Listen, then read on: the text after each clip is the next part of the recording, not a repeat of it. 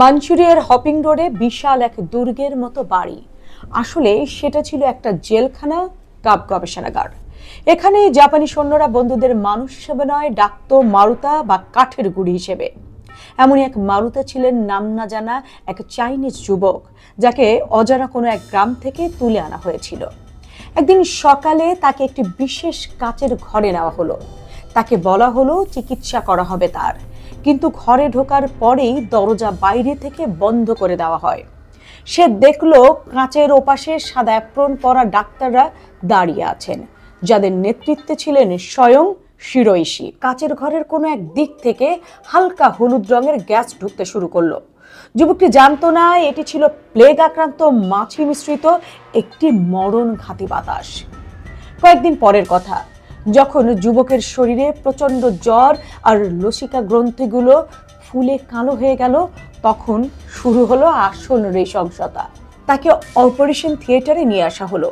কোনো রকম কোনো অ্যানেস্থেসিয়া বা অবশ করার ওষুধ ছাড়াই ডাক্তাররা তার বুক চিরে ফেলল।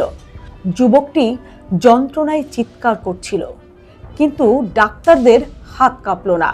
তাদের যুক্তি ছিল অ্যানেস্থেসিয়া দিলে শরীরের রক্ত চলাচলের স্বাভাবিক গতি নষ্ট হয়, ফলে জীবাণু কিভাবে অঙ্গ প্রত্যঙ্গকে ধ্বংস করছে তা নাকি সঠিকভাবে বোঝা যাবে না।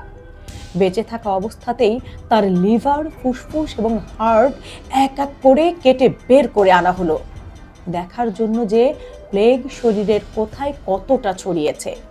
শরীরটা যখন ধীরে ধীরে নিথর হয়ে গেল, তখন ডাক্তাররা শান্তভাবে নোটবুকে লিখলেন, পরীক্ষা সফল, জীবাণু দ্রুত ছড়িয়েছে। এরপর তার দেহটি নিয়ে যাওয়া হলো গবেষণাগারের পেছনের বিশাল চুল্লিতে, যাতে কোনো প্রমাণ অবশিষ্ট না থাকে। কতটা ভয়ানক অবস্থা, তাই না দর্শক?